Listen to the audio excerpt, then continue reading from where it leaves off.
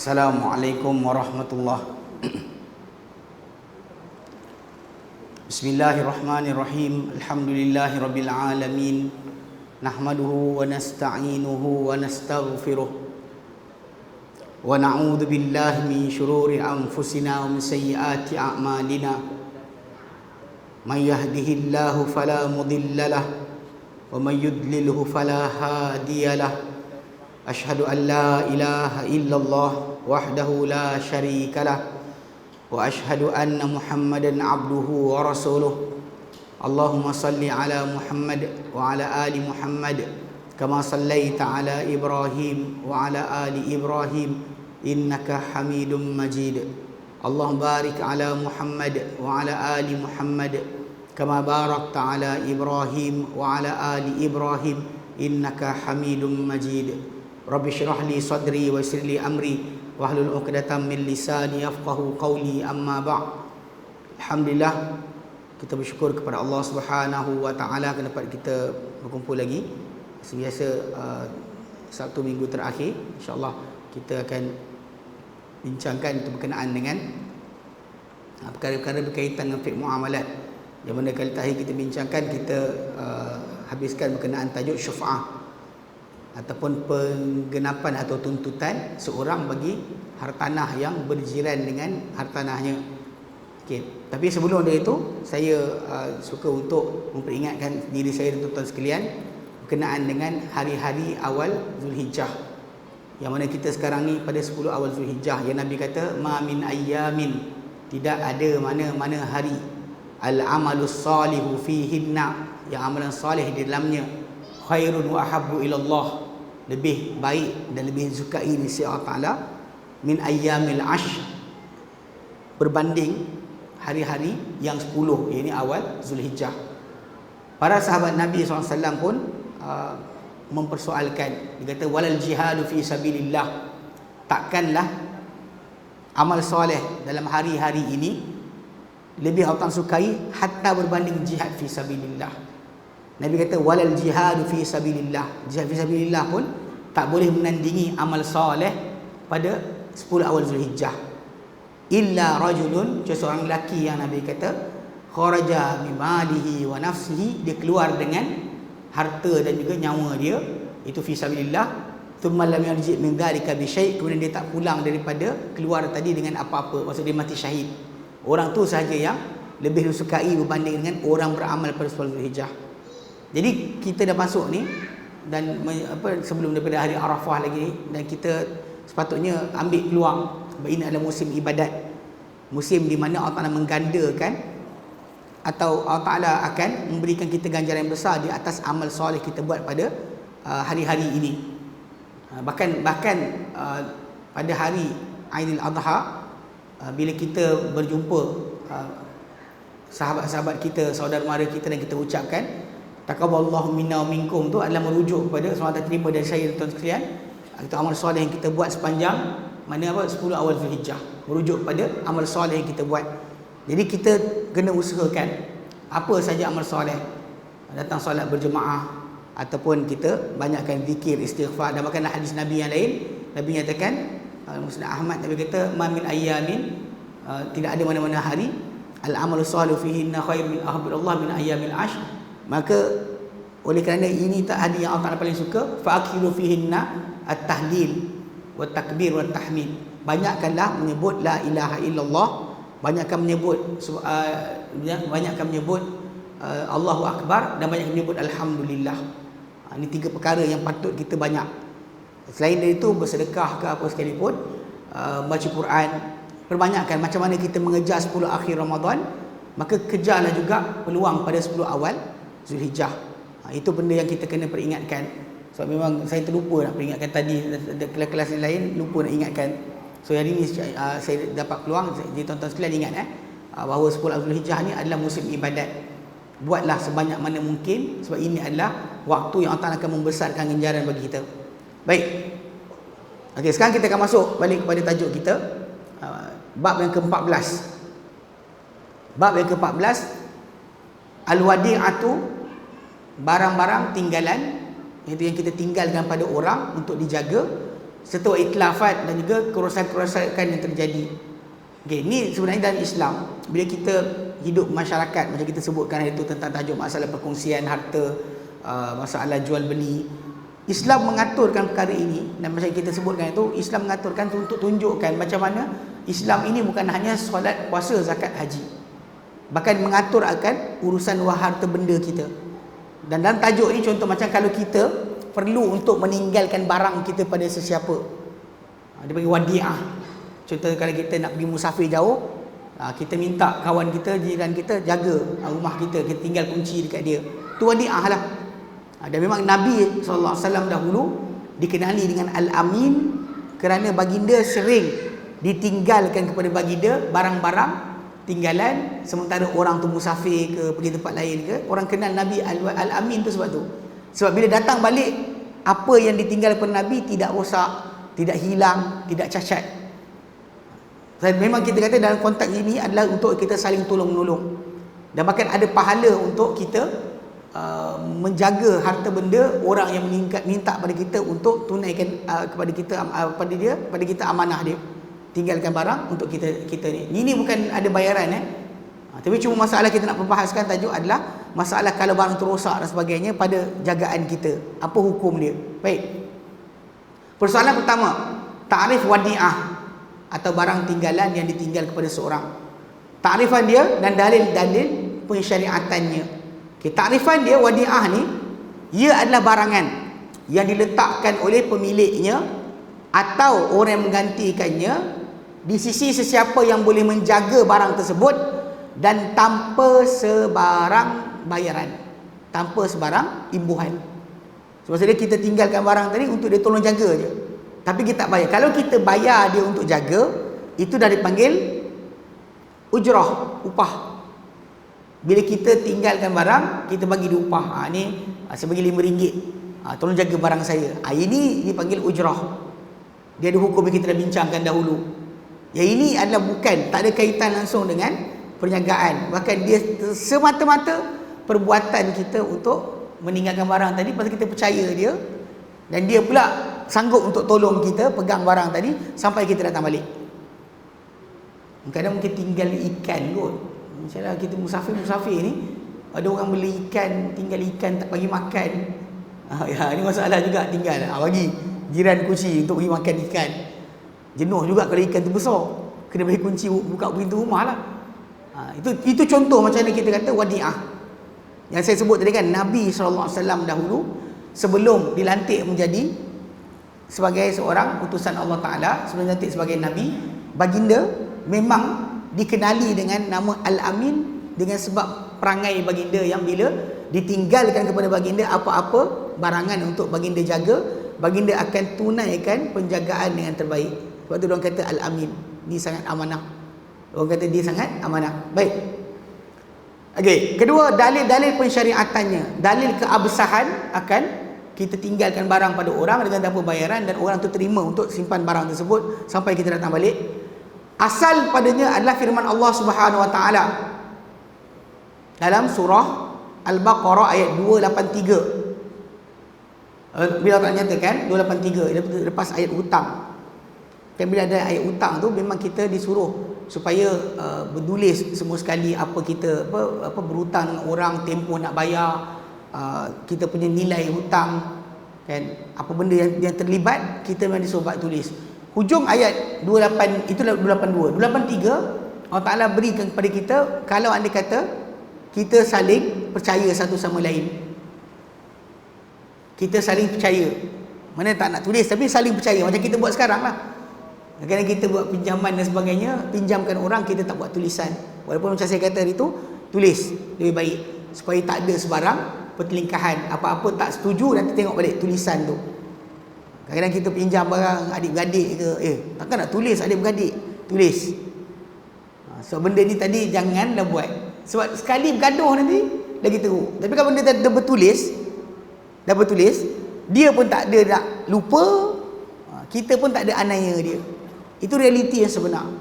Banyak orang kadang-kadang tak nak menulis benda-benda macam ni. Dan kita pernah waktu perbincangan tajuk kita ni berkenaan dengan hutang, kita memang merujuk tajuk ayat 282 surah Al-Baqarah. untuk maklumkan memang menulis itu lebih baik.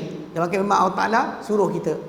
Tapi ayat 283 Allah Ta'ala katakan, kalau kita fa'in amina ba'dukum ba'da, kalau kita ni saling percaya satu sama lain, maka falyu'addil ladzi u'tumina amanatah, maka hendaklah menunaikan orang yang diberikan amanah akan amanahnya.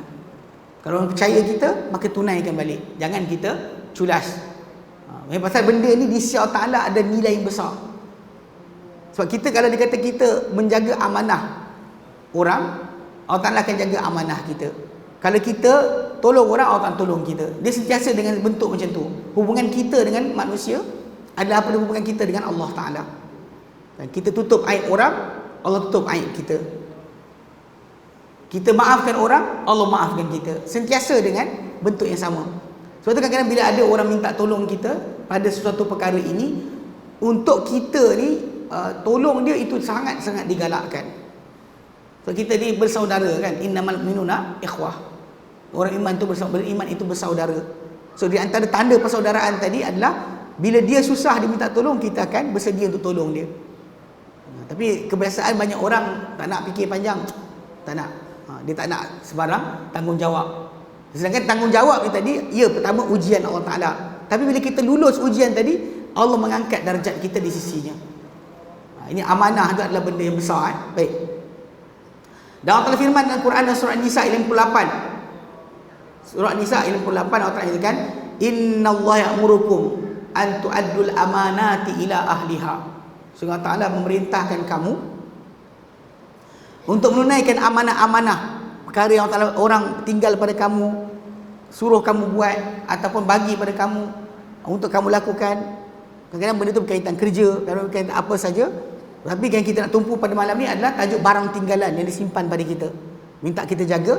Maka Allah Ta'ala kata, antu'addul amanati ila ahliha. Allah Ta'ala merintahkan kamu untuk menunaikan amanah-amanah kepada orang-orangnya, kepada ahli-ahlinya. Nisa 58. Wa qala sallallahu alaihi wasallam, dan Nabi sallallahu alaihi wasallam telah bersabda. Ini adalah hadis yang diriwayatkan oleh Abu Daud, Tirmizi. Abu Daud dan Imam Tirmizi. Dalam hadis berkenaan Nabi kata apa? Adil amanata manik tamanak. Tunaikanlah amanah kepada sesiapa yang beramanah kepada kamu. Betul. Part kedua ni, ini adab Islam yang sangat cantik. Wala tahun man khanak. Wala tahun man khanak. Namun kamu jangan khianati siapa khianati kamu. Orang amanah pada kita, setia dengan kita, kita tunaikan kesetiaan balik pada dia. Tapi kalau orang tersebut dia khianat, Islam tak ajar kita khianat balik. Ni berat sikit kot. Kita kata kalau ikut kita kan, kita balas balik lah. Orang khianat, kita khianat balik. Tapi masalahnya, kita dapati benda ni adalah berlawanan dengan ajaran Nabi SAW. Di kita ada ayat lain. Contoh macam ayat suratul Baqarah, ayat 191. Allah katakan, faman i'tada 'alaikum fa'tadu 'alaihi bimithli ma i'tada 'alaikum, kan? Mana barang siapa melampau kepada kamu, maka melampau balik kepada dia macam dia melampau kepada kamu. Tunai balik, mana balas balik. Tetapi benda ni macam kita sering sebutkan, ia berkaitan tajuk perang. Dalam peperangan Nabi pernah sebut ar-halbu khida'ah, perang itu adalah tipu daya. Tetapi kalau ikutkan kita belajar dalam kitab berjihad, bila katakanlah kita dengan musuh ada gencatan senjata atau ada perdamaian, kita tak boleh serang dia. Kalau katalah kita dah batalkan perjanjian, kita maklum dulu kat orang berperjanjian dah batal, besok lusa boleh serang. Bukan kita serang dulu dan kata dah batal, baru semalam batal, kita bunuh. Tak boleh. Dan Islam sangat jujur. Ini kejujuran yang kita kata dalam Islam ni, yang satu benda yang dalam agama lain tak ada sebenarnya. Saya ingat Ahmad Didat rahimahullah, bila dia berdebat dengan Pastor Jimmy Swaggart tahun 80 lebih, 86 tak salah saya, ke 84, dia debat. Dalam perdebatan tersebut Ahmad Didat rahimahullah dia cabar Jimmy Swaggart untuk baca satu keratan daripada Bible yang bacaan tu lucah. Dalam Bible, dalam kitab Ezekiel, sangat lucah. Kalau baca tu anak kita dengar, kita nak baca kat bini kita pun rasa jijik. Jadi Ahmad Didat kata, baca, aku bayar kau. Apa dalam beg duit aku bagi semua. Aku bagi kau baca. Jimmy Swaggart dia tak ambil yang Ahmad Didat bagi. Dia pakai Bible milik dia yang versi berlainan. So kemudian dia start baca dengan kelajuan 100 km sejam. Habis dia baca, dia kata apa? Gini, lepas dia baca, dia kata, mana duit aku? Ayat kedua dia apa? Muslim tidak menipu. Dia sebagai seorang pastor Kristian, dia boleh cakap pada Ahmad Didat, mana duit aku? Muslim tidak menipu. Dia Ahmad Didat pun ambil beg duit, buka, bagi semua sekali. Tapi dia ambil satu keping je, yang lain dia pulang balik. Tapi tengok, benda ni diketahui. Kita Muslim ni sebagai bangsa yang jujur, dalam peperangan pun jujur. Macam kalau tuan-tuan baca kisah peperangan salib, tentera Krusid, tentera salib daripada Eropah bertemu dengan tentera Salahuddin Al-Ayyubi. Dengar macam mana diorang puji Salahuddin Al-Ayyubi dalam masalah tak khianat, tak buat benda-benda yang luar daripada batasan kemanusiaan. Perang kita perang, tapi tidak sekali-kali akan menipu, tidak sekali-kali akan khianat. Betul hadis Nabi yang kita bacakan tadi, Nabi kata, adil amanata manik tamanak. Tunaikanlah amanah kepada siapa yang amanah kepada kamu. Tapi sebaliknya, wala tahun man khanak. Jangan kamu khianat siapa khianat kamu. Yang kedua tu berat. Yang pertama tu kita happy lah, orang baik kita baik kat orang. Ayat kedua, orang jahat kat kita, kalau ikut kita punya, balas balik lah. Tapi macam saya sebut lah, ayat 191 surah Al-Baqarah tu kena baca pada konteks dia. Bila Allah Ta'ala nyatakan faman tada alaikum, barang siapa melampau kepada kamu, fa'tadu alaihi bimithli ma'tada alaikum, maka melampau balik kepada orang tersebut macam mana dia melampau kepada kamu. Ia merujuk kepada masalah perang. Sebab orang-orang musyrikin dahulu, mereka menyerang umat Islam di tanah haram, di bulan haram. Lepas tu bila orang Islam lawan balik, dia kata, korang kan jaga halal haram ni, apa pasal lawan balik? Mana boleh perang dalam bulan haram? Dia pukul tak apa, jangan lawan balik. Jadi Allah turun ke ayat tu nak bagi tahu, kalau dah melampau dalam bulan haram, lawan balik. Lawan balik. Itu tajuk asal dalam tajuk ni. Ada pun dalam kehidupan harian kita dengan jiran dan sebagainya kan. Janganlah jiran kita masuk parking sikit kat kita, kita pun masuk parking kat rumah dia. Faham tak? Dia benda tu macam menyampah. Jiran kita kucing-kucing buang najis kat rumah kita, kita pun bakar something, campak najis kat rumah jiran. Ni tak boleh. Sebalik pada asal macam Nabi sebutkan, kita amanah pada orang amanah, tapi kita tak khianat orang yang khianat kita. Okey. Dia kata, dan kerana keperluan dan hajat menyeru kepada orang tu, tinggalkan. Orang tu perlu tinggalkan sesuatu pada kita untuk jaga. So kita patut membantu orang berkenaan. Okey. Barang siapa yang mendapati pada dirinya ada keupayaan untuk menjaga amanah, ini tanpa bayaran, tanpa bayaran, jagakan je. Okey, maka sungguhnya digalakkan untuknya menerima akan barang tinggalan. Kita tolong saya tinggalkan ni, tolong tengokkan. Jiran kita musafir jauh ke 3 tahun nak tinggalkan rumah, bagi kunci kat kita, ambil tengokkan. Saya sekali-sekala tengok. Kadang-kadang tuan tahu kan, bila rumah lama tinggal ni, dengan semut buat sarang, lepas tu lubang tandas, kan tandas kita kan macam tu, dia ada air kan. Bila air tu tak ada, makhluk daripada belakang tu akan datang, lipas dan sebagainya akan datang masuk. Jadi kita tak nak kena flush bagi air tu sentiasa ada. Banyak orang tak tahu tau sebenarnya. Pasal bila kita tandas kita kan ada air kan. Air tu sebenarnya nak halang apa-apa dari belakang sana datang sini. Lipas ke lipan ke. Sekarang dia kata kita air tak ada, serangga-serangga yang perosak tu akan datang. So kena tolonglah buat. Ini realiti yang kita kata bila tinggal minta tolong. Kita ada keupayaan, kita tolong. Okey. Dia kata kerana sabda baginda SAW. Sabda baginda SAW dalam hadis yang diriwayatkan oleh Imam Muslim, Nabi kata, wallahu fi aunil abdi, dan Allah berada pada bantuan untuk seseorang hamba. Madamal abdu fi auni akhihi, selama mana seorang hamba itu berada pada bantuan untuk saudaranya. Allah akan bantu kita selama mana kita dalam keadaan membantu orang, membantu saudara kita. Ini benda yang kita kata galakkan Islam. Ulang balik, bukan semua benda kita nak keuntungan duniawi. Apa benda yang kita boleh buat tanpa bayaran, macam simpankan, apa yang luar pada badan kita, maka simpankanlah, jagalah barang tersebut. Jangan kita jadikan benda berkenaan sebab untuk kita hilang peluang pahala. Ini faham baik. Adapun apabila seorang itu tahu bahawa diri dia tiada keupayaan untuk menjaga barang tinggalan, maka tidak harus dia menerimanya. Dia tahu dia akan cuai. Bahkan dia tahu dia pula pun akan tinggalkan rumah dia lebih dahsyat daripada kawan tu. So jangan terimalah. Itu letak pada diri kita. Kalau kita nak tolak kerana kita tak mampu, bukan kerana kita malas. Kalau kita nak mengejar pahala Allah SWT, simpan tak ada benda pun kita rugi apa-apa. Baik. Persoalan kedua, syarat kesahihannya. Bila kita nak tinggalkan barang pada orang, atau orang nak bertinggal barang pada kita, dia ada syarat kesahihannya. Dia kata syarat dia adalah hendaklah dia datang perbuatan meninggalkan barang tadi atau penerimaan barang ditinggalkan tadi daripada orang yang harus untuk bertindak. Harus untuk bertindak ni maksud dia balik berakal. Itu syarat orang yang kita kata cakap dia kita pakai. Kalau budak kecil yang tak balik, dia cakap pada kita, tak pakai, tak ada nilai.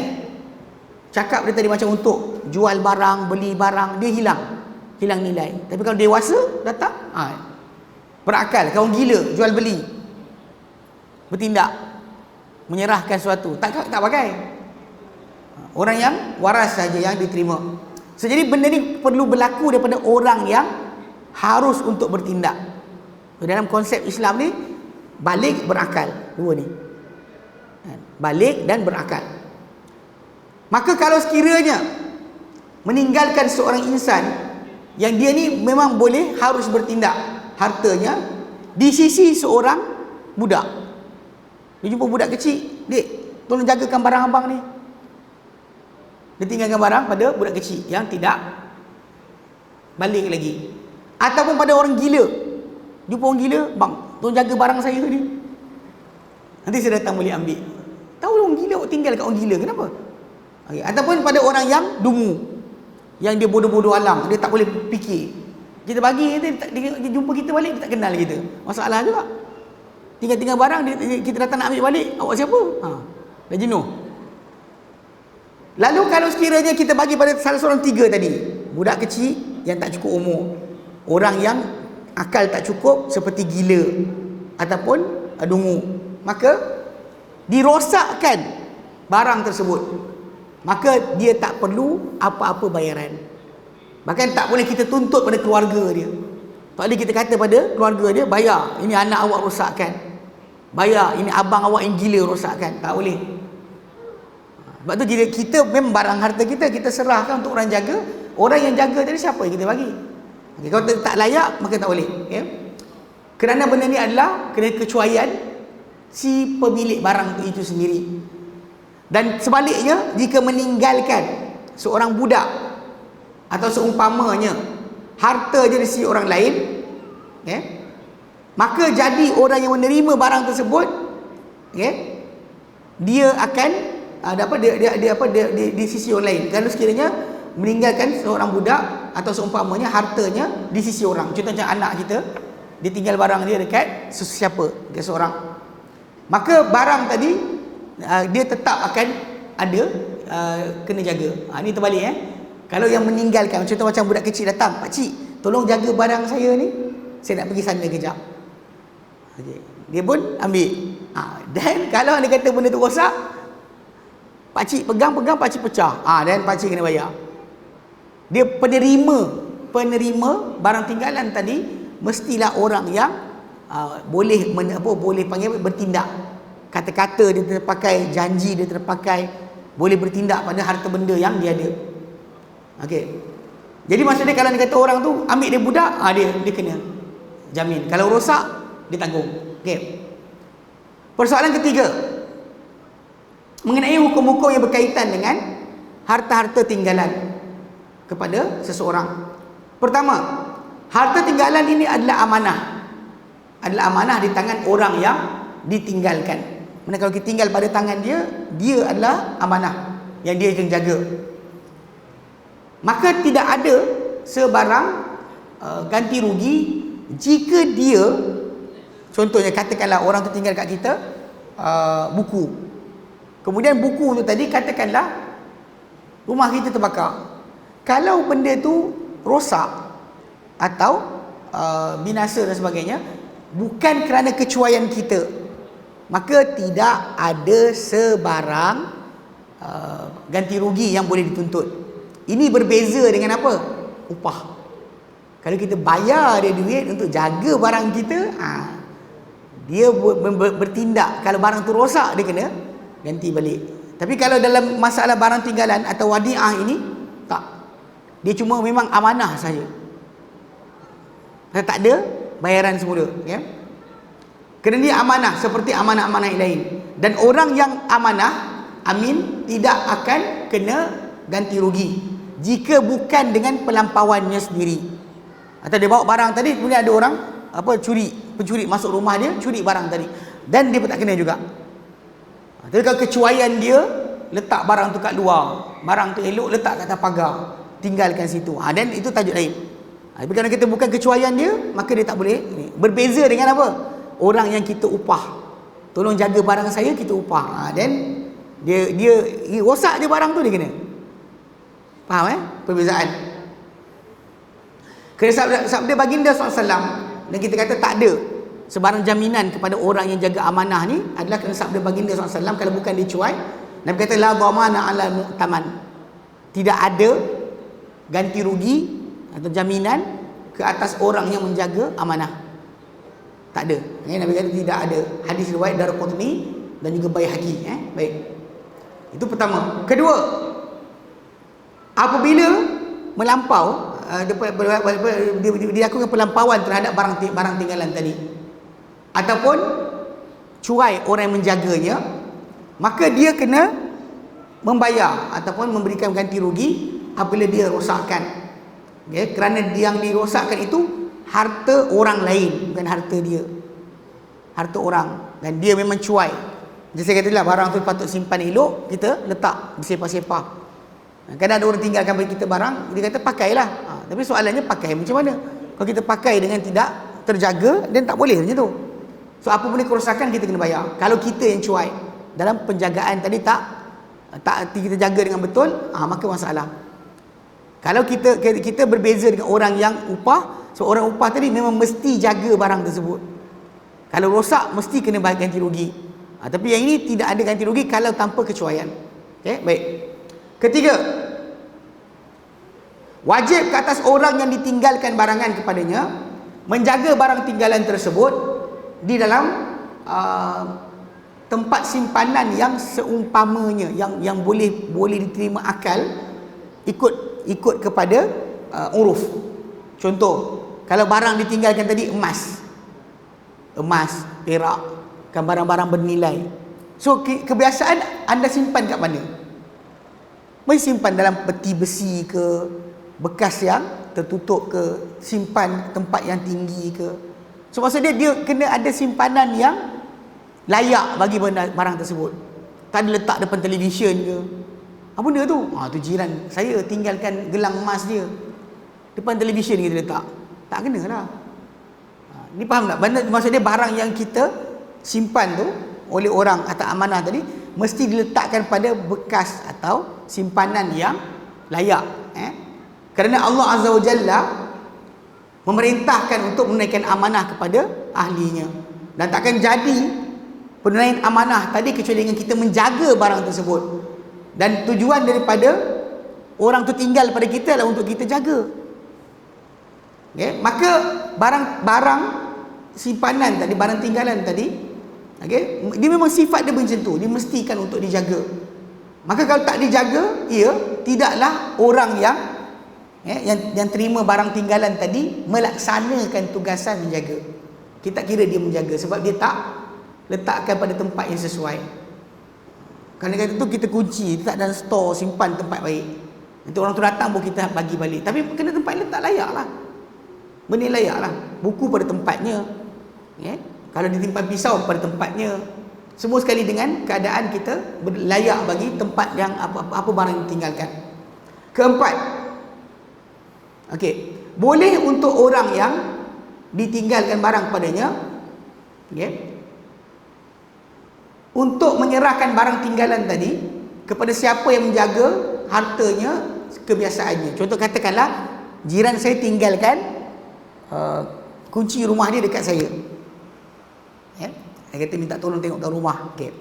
Kemudian saya pula nak kena musafir dan saya biasa akan tinggalkan kunci saya tu, rumah saya dan sebagainya pada adik-beradik saya. Contoh kakak saya. So saya tinggalkan. Mana boleh saya bila saya terpaksa pergi, barang tu kena jaga juga. So saya boleh tinggalkan pada orang yang biasanya menjaga harta saya. Sebagai contoh isteri, katakan orang tu jiran serap pada suami. Jadi suami tinggal pada isteri. Boleh. Atau kalau orang tu ada hamba atau orang penjaga penjaga khazanah atau khadam. Ini kita sebut dia benda pada masyarakat Melayu kita dah tak ada kot. Kan ada orang ada khadam kat sini, tak ada. Kalau dekat Yaman, kami tengok orang kat Yaman, dekat Sana'a, diorang ada khadam. Memang ada khadam, dalam rumah tu ada khadam. Terutama ketua kabilah. Ketua kabilah. Beberapa tahun dulu waktu saya duduk Yaman, pergi beraya dekat rumah kawan. Yang dia ni anak ketua kabilah, raya haji. Kita lepas solat raya haji tu kan, solat Aid Adha, diorang datang ramai-ramai duduk depan rumah ketua kabilah, bernasyid dan sebagainya. Lepas tu orang tembak senapang. Betul kan? Semua orang balik bersurai. Kita dah biasa dekat Malaysia ni, bila lepas Aid Adha, sing-sing lengan lah nak buat kerja. Nak buat kerja korban kan. Kita dah selak langat dengan dah. Anak-anak kawan saya kata, duduk. Kita intai kat tingkap, ada dah rupanya khadam dia dah buat kerja start. Lapah lah dan sebagainya kan. Binatang kambing tu disembelih, lepas tu lapah. Kita kata yang anak-anak ketua kabilah tadi duduk lagi tingkat atas tengok hamba buat kerja. Khadam dia buat kerja. Ada khadam. Diorang pasal benda ni diorang tak abolish seluruhnya, kata saya. Sebab dahulunya, lepas daripada kan kalau tuan baca sejarah Yaman ni pernah dimasuki oleh tentera Habsyah. Kan Abrahah yang cuba robohkan Kaabah, dia datang dari Sana'a, daripada ibu kota Yaman, nak robohkan Kaabah. Tapi dia bukan Arab tau. Abrahah seorang bangsa Habsyah, datang dari Ethiopia, datang ke Yaman waktu tu untuk menyelamatkan orang Kristian daripada dibunuh oleh orang-orang Yahudi. Yaman ada Yahudi Arab. Kita tengok dia muka Arab. Tapi memang dia Yahudi, cuma dia simpan sideburn panjang. Kita kenal. Lain macam orang Arab biasa, pakai jubah, pakai kepala lilit macam orang Yaman. Jadi Yahudi tadi bunuh Kristian. So Abraham masuk ke Habsyah. Tapi lepas bila Abraham dia balik daripada gagal merobohkan Kaabah, kena baling dengan batu daripada Sijil. Allah Taala hantar kan. So dia balik sakit dan mati. Kemudian keturunan dia, anak dia, cucu dia take over. Dan cerita dia, bila diorang kalah, mana tentera Abraham punya Habsyah ni kalah, diorang jadi hamba dekat Yaman. Sampai sekarang ada lagi kampung-kampung diorang, dia kampung hamba. Orang Habsyah, orang kulit hitam lah. Tapi diorang ni keturunan. Jadi macam dekat sana masih ada lagi. Cuma beza dia kalau Islam, bila kita ada hamba atau khadam macam ni, apa kita makan, dia makan. Apa kita pakai, dia pakai.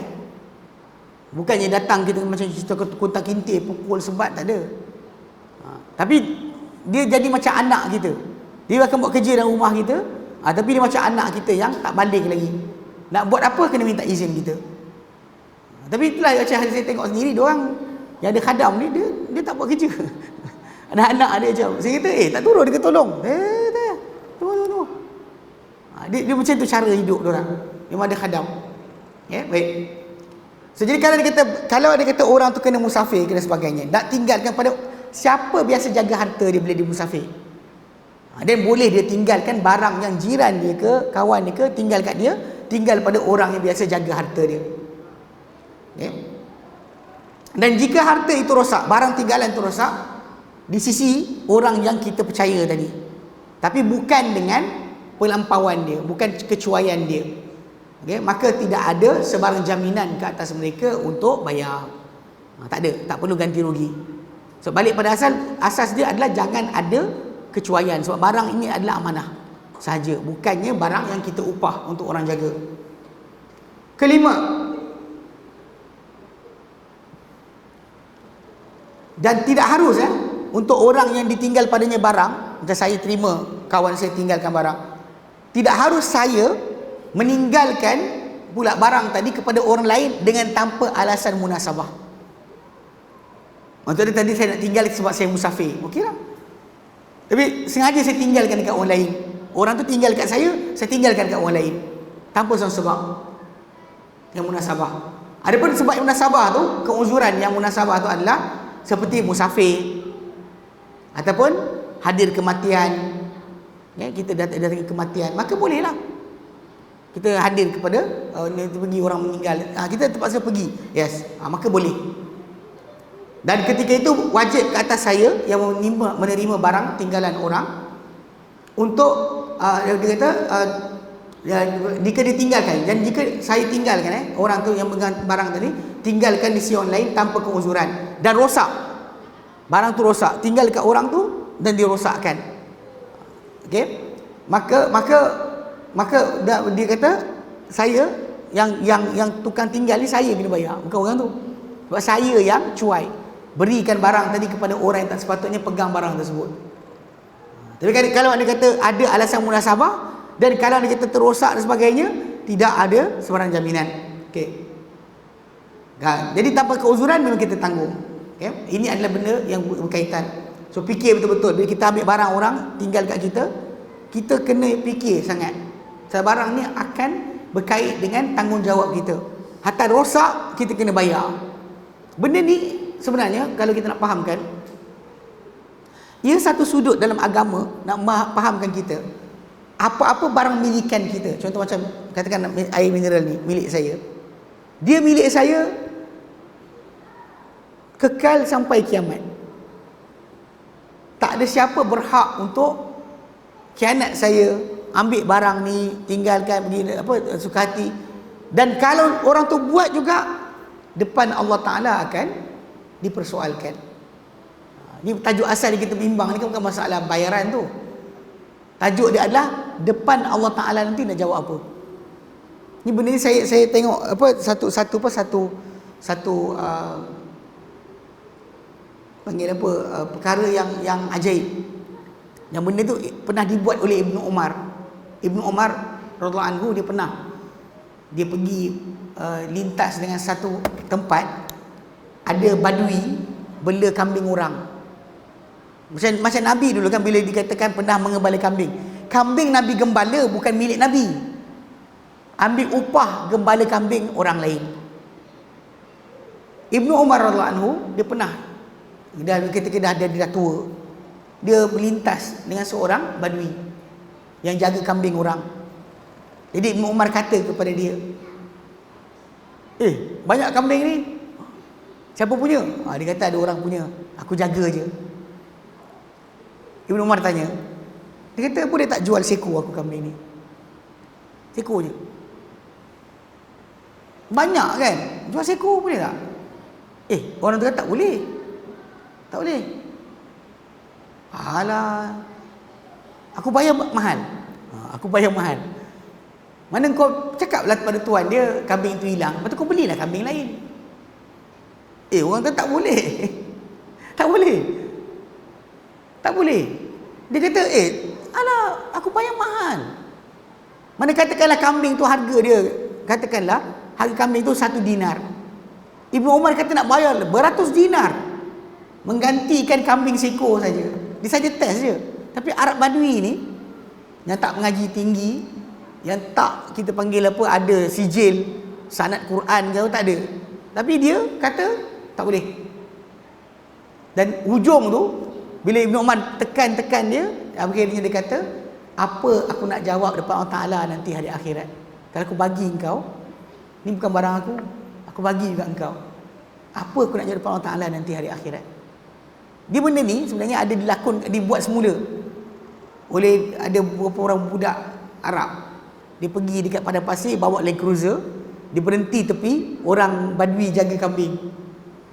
Dia tawarkan pada orang tu duit untuk ambil seekor kambing yang bukan milik orang Badui tersebut. So Badui tu kata tak boleh. Dia kata bagi 2,000, bagi 200,000. Kau kata tak boleh, dia kata. Tapi hujung dia kata apa? Dia kata, macam mana aku nak bagi? Apa nak jawab depan Allah Ta'ala nanti? Tengok, jawab depan Allah Ta'ala pasal barang ni, ni apa sih kita miliki, tak ada siapa ada hak mengambilnya, menganiaya kita pada barang tersebut. Hatta benda tu hanya sebatang kayu sugi. Sebatang kayu sugi pun Allah Ta'ala akan tuntut balik. Ini realiti yang kita kata dari segi kisah ni, bila kita belajar, ia adalah benda yang menggerunkan kita tentang tanggungjawab tadi. Tapi kita digalakkan dapat tanggungjawab, laksanakan, Allah bagi kita ganjaran. Kita bantu saudara kita, Allah Ta'ala bantu kita. Tapi bila kita dah pegang amanah tadi, kita tak boleh persia-siakan. Kerana Allah Ta'ala akan mempersoalkan kita di atas perkara tersebut. Keenam, apabila bimbang orang yang ditinggal barang kepadanya terhadap barang yang ditinggalkan dan dia nak musafir, maka wajib ke atas dia kembalikan kepada tuannya atau wakilnya. Kalau dia ada wakil, ada keluarga lain, kita pulangkan balik pada wakil atau keluarga orang tersebut. Kalau tak dapati, tak jumpa tuannya dan tak dapat wakil untuk tinggalkan, maka dia bawa bersama dia ketika musafir. Kena bawa pergi. Dia tak boleh tinggal macam tu je. Tinggal je lah kat rumah kita. Oh, tak boleh. Nampak tak? Kita nampak benda nampak kecil kan, tapi tengok, kalau kita tinggalkan macam tu saja tak boleh. Wajib untuk kita bawa. Dan apabila terjadi, kerana itu akan lebih terjaga barang tadi berbanding dia tinggalkan macam tu saja. Lebih baik dia bawa.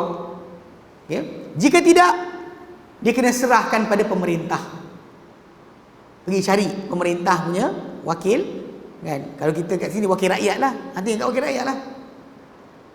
Tinggal kat wakil rakyat ke, untuk barang ni tadi kawan si Fulan tu musafir, dia pergi, dia tinggal kat saya sekarang nak musafir, tapi barang ni tak boleh, saya nak tinggalkan, dia tak ada, saya nak pulang balik tak boleh.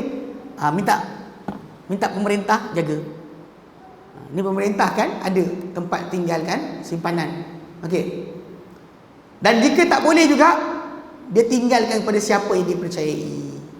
Kerana Nabi SAW dahulu sebelum hijrah ke Madinah telah tinggalkan barangan-barangan tinggalan untuk Ummu Aiman radhiyallahu anha. Ummu Aiman adalah wanita yang menjaga Nabi ketika kecil dahulu. Nabi kecil hamba kepada mak dia. Ummu Aiman hamba mak dia. Jadi Nabi telah tinggalkan barang-barangan untuk Ummu Aiman. Dan Nabi apa? Perintahkan Ali untuk pulangkan ia kepada keluarga Ummu Aiman. Keluarga Ummu Aiman. Maksudnya barang tu dah tinggal, maksudnya Nabi kena musafir, kemudian barang tu punya tersimpan lagi dekat Mekah. So bila Nabi takluk Mekah, Nabi suruh Ali pulangkan kepada keluarga Ummu Aiman. Ummu Aiman dia dikahwinkan oleh Nabi SAW dengan tak tahu mak siapa, anak siapa. Kita dengar. Zaid bin Harithah. Zaid bin Harithah yang dia pernah dinamakan Zaid bin Muhammad, anak angkat Nabi SAW. Dia dikahwinkan dengan Ummu Aiman dan dapat anak dia bernama Usamah bin Zaid. Ni kena faham, orang-orang yang terlibat dengan keluarga Rasulullah ni kena ingat siapa dia. Kadang kita kenal pelakon habis. Ini anak ini anak itu, anak minta bacaan, anak sekian. Nabi punya keluarga tak tahu. Ini masalah. Saya ingat ada orang tau, kawan saya tu kat Yaman, Dia ni dua benda, bola dengan pelakon Hindustan. Dia hafal. Kalau dia kata pelakon pemain bola ni, berapa kelab dah pindah. Kelab ini kan. Pernah main kat sini. Lepas tu pelakon Hindustan ke, pelakon ni menang Ratu Cantik tahun bila. Dia hafal. Saya kata pelik betul budak ni. Bukan perempuan, jantan masalahnya. Siapa bini siapa suami siapa. Tapi alhamdulillah, sebelum daripada dia tinggalkan Yaman, Allah tak jadikan dia minat belajar ilmu hadis dan sebagainya. Maka dia tukar minat dia tentang nama siapa-siapa ni tumpu kepada ulama-ulama hadis. Alhamdulillah. Kalau tidak, balik-balik nanti masih lagi Amitabh Bachchan kahwin siapa, dapat anak dia kahwin siapa, atau Jadi Ummu Aiman kena faham dia punya kedudukan. Jadi dalam kisah tersebut, kita kata sebelum hijrah ke Madinah, baginda tinggalkan barang-barangan tinggalan kepada untuk Ummu Aiman. Untuk Ummu Aiman. Kemudian baginda suruh Ali bin Abi Talib pulangkan barangan-barangan Ummu Aiman ni kepada keluarga dia. Ini contoh nak tunjukkan. Barang tu Nabi simpan sampaikan hijrah, betul tak? Nabi dah hijrah berapa tahun, barang tu ada lagi. Bayangkan Nabi dah hijrah,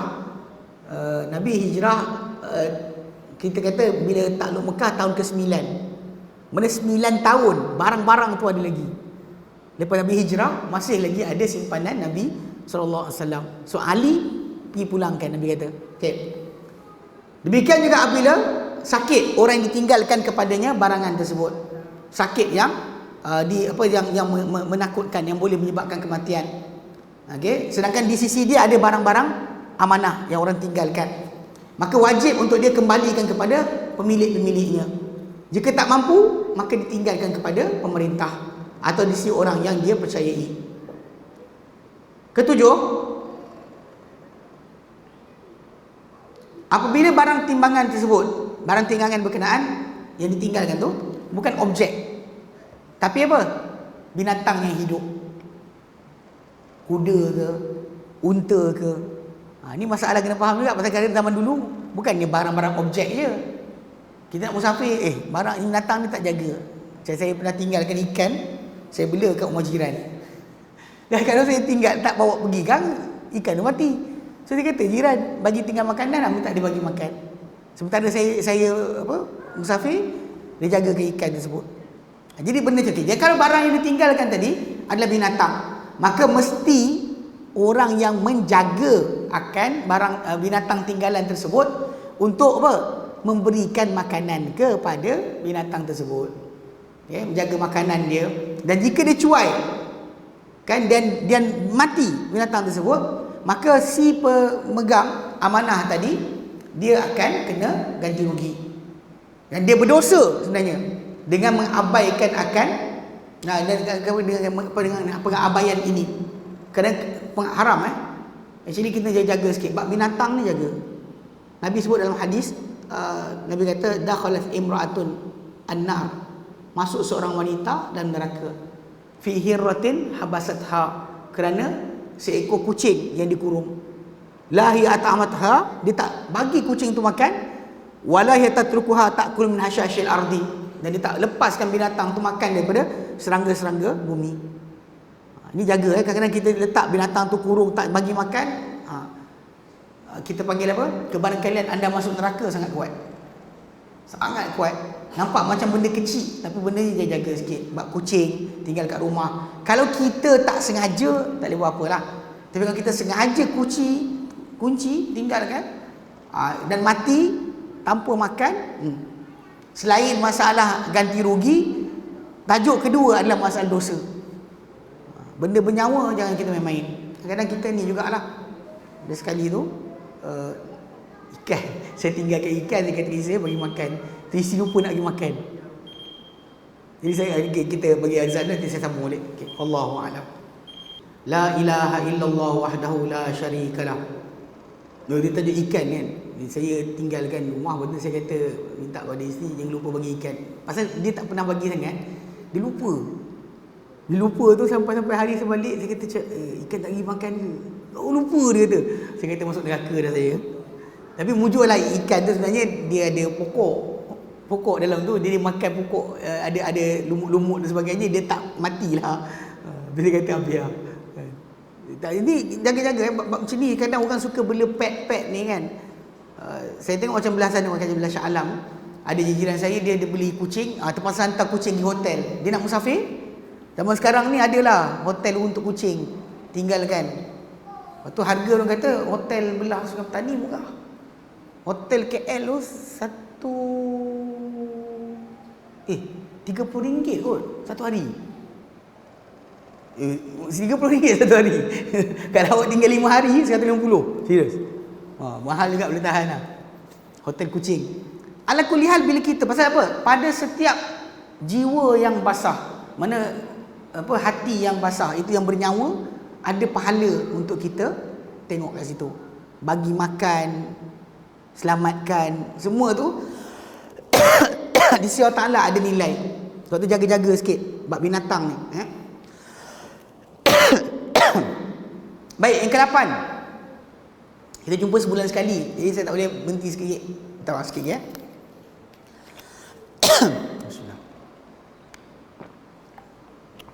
Yang ke-8, orang yang ditinggalkan padanya barang, dia adalah penjaga amanah. Seorang yang dikira amanah dan akan diterima kata-kata dia apabila dia mendakwa bahawa dia telah pulangkan barang tinggalan tadi kepada tuannya atau siapa yang menggantikan tuan tersebut. Akan diterima kata-kata dia berserta dengan sumpah. Kita nafikan mungkin ada orang tu tak jujur, tapi realiti dia bila kita dah tinggal barang kita dekat dia, lepas tu dia kata dah pulang lah hari tu. Okey, kalau bawa kes ke mahkamah syariah akan terima kata-kata orang yang dikatakan pemegang amanah tadi berserta dengan sumpah dia. Ulang balik, seorang manusia boleh tipu, tapi benda ni akan dihukum oleh Allah Ta'ala kemudian. Jangan ingat lepas. Kita dan Islam ni sebenarnya tajuk asal hukuman tu di akhirat. Dunia ini adalah tempat sementara untuk kita pastikan kehidupan ni jadi baik. Itu kita ada peraturan dunia.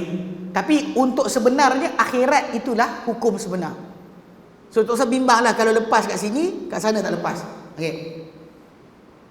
Dan apabila dia mendakwa bahawa ia telah rosak dengan tanpa dia punya kecuaian. Mana barang tu rosak bukan sebab cuai saya. Okey? Maka wajib ke atas orang yang menerima barang tinggalan tadi tidak boleh menangguhkan barang tersebut bila dia minta. Bila orang kata minta barang tu balik, dia kata kena pulangkan segera. Kalau dia tangguhkan dengan tanpa sebarang keuzuran, barang tu rosak, maka dia kena bayar. Okey. Ke-9, di antara bentuk masa kini bagi barang-barang apa? Barang-barang timbangan ni adalah simpanan-simpanan keuangan yang kita buat di bank. Kita tinggalkan barang duit kat bank kan? Kita tak tinggal kan? Okey. Duit kita tinggal kat bank tu, dalam akaun tu, itu hukum yang sama sebenarnya. Bank bertanggungjawab menjaga duit tersebut. Dia tak boleh untuk serah pada orang lain. Dan surat macam hukum kita bincang tadi lah. Bank jaga. Okay?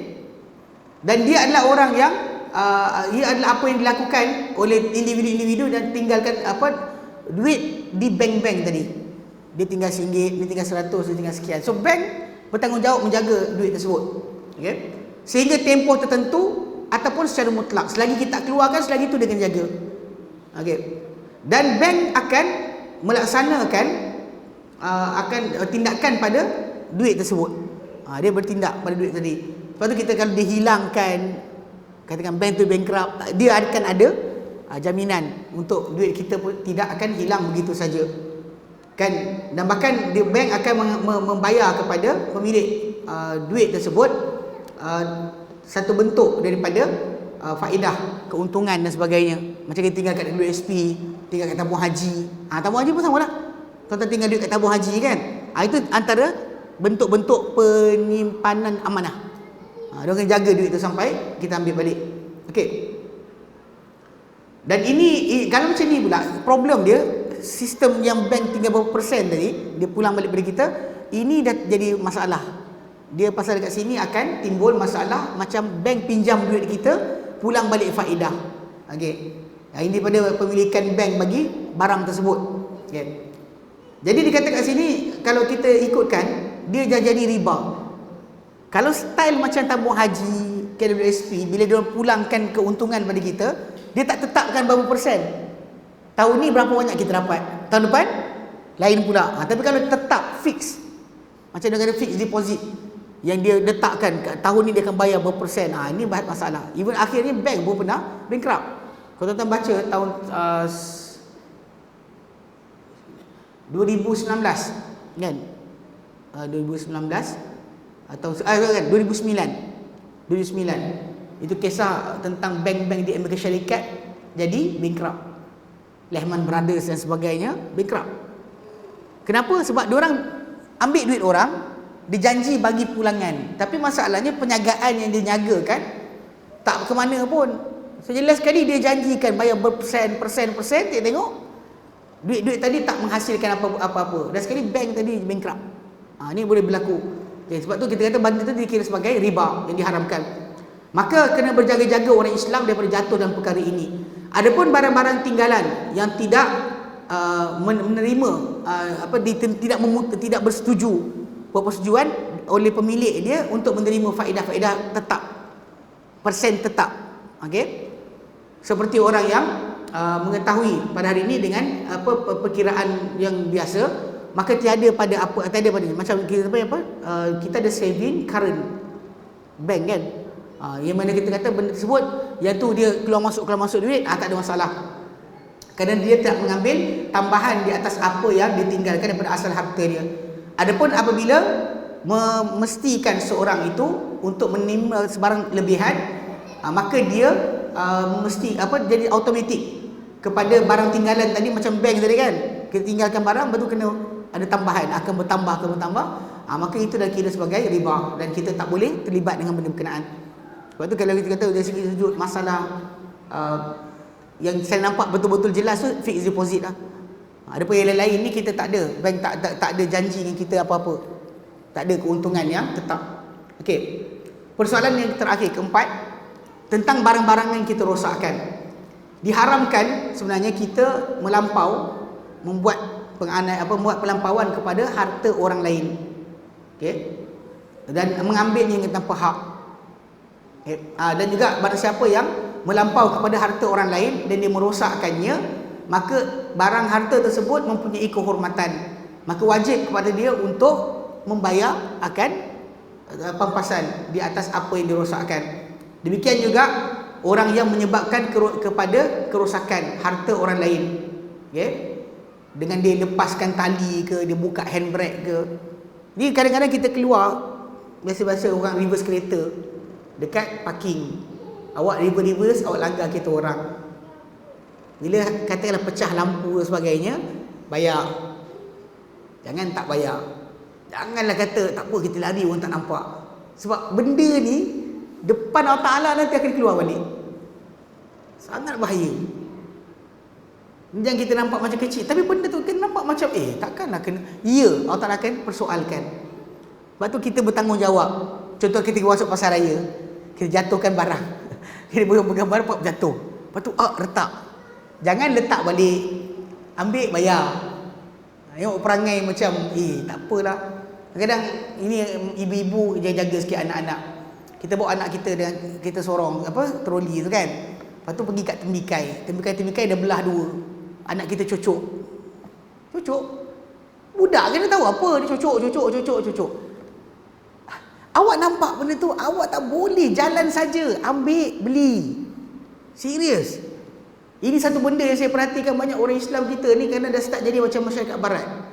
Dia tak nak ambil tanggungjawab di atas apa yang dia buat atau apa anak dia buat yang di bawah jagaan dia. Realiti dia, kita akan bertanggungjawab kepada Allah Ta'ala nanti. Memang manusia mungkin tak nampak, tapi Allah nampak. Jaga-jaga. Okay? Jadi merosakkan barang kita, reverse kereta ke, anak kita buat ke, tolak barang jatuh, maka siap-siaplah duit bayar. Saya ingat dulu tu kat Yaman kan. Diorang kat Yaman ada macam ni, macam atas tingkap ni, yang jenis hiasan tu. Tapi buat daripada kapur. Dia buat pada kapur, letak kaca berwarna. Anak saudara saya, dia belajar dekat sekolah tu, sementara barang tu tak letak atas, dia main bola, dia sepak, pecah. Lepas tu dia beritahu saya pun bawa duit pergi jumpa cikgu. Kena bayar lah. Tak boleh kita kata macam tak boleh, tak kena bayar. Lepas tu kita claim balik pada bapak dia, mak dia. Tapi kena bayar, serius kena bayar. Jangan sekali-kali kita kata macam tak ada. Kita riba-riba jatuh motor orang, langgar. Kena bayar. Kalau rosak apa, kita bertanggungjawab. Sebab ini adalah benda yang kita kata sebagai seorang mukmin, harta orang tu ada kehormatan tersendiri. Tak boleh kita buat suka hati kita, okay? Atau kita buka pintu kemudian menerpa masuk benda-benda tak apa kandang ke, supaya kita buka terlepas, dan kita tanggungjawab. Realiti. Sebab tu every time kita nak buat apa, perhatikan ada tak akan masalah kita. Jangan buat benda-benda yang bukan. Dan jika orang tersebut ada, dia ni ada binatang ternakan, kita ada binatang ternakan, wajib untuk dia jaga binatang ternakan dia pada waktu malam. Pada waktu malam dia kena jaga, okay? Daripada merosakkan tanaman orang ramai. Ini kalau sebut ni macam biasa dengar je cerita orang kan. Orang kampung biasa kan, kawan ni ada lembu masuk kampung dia, makan dia punya pokok, yang ni pergi sekian kambing dia makan orang tu. Ni lah. Malam, pada waktu malam, maka wajib untuk tuan tu jaga. Dia merosakkan tanaman orang ramai atau merosakkan dirinya sendiri. Jika dia cuai dan terhasil kerosakan, maka tuan binatang tadi kena jamin. Kerana Nabi SAW telah memutuskan kepada ahli harta-harta untuk menjaga harta mereka pada waktu siang. Contoh macam tuan punya kebun, siang-siang awak jagalah kebun awak. Letaklah palang, letak kayu. Kalau siang hari binatang tu masuk, tidak salah pada binatang tadi, tapi salah pada tuan punya harta yang tak jaga ketika siang. Tapi ketika malam, tuan binatang pula bertanggungjawab untuk jaga binatang dia jangan keluar daripada kawasan.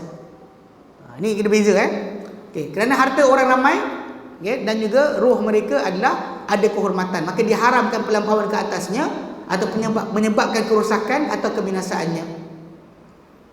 Orang yang melampau atau membuat kezaliman, penganiayaan terhadap manusia atau haiwan, okay, apabila ia tak dapat, kalau orang serang kita dan kita dapat halang dia kecuali dengan membunuh orang tersebut, maka kalau terbunuh, berlaku pembunuhan, okay, maka tidak ada ke atas orang yang mempertahankan diri tadi sebarang jaminan untuk bayar, kerana dia membunuh kerana mempertahankan diri.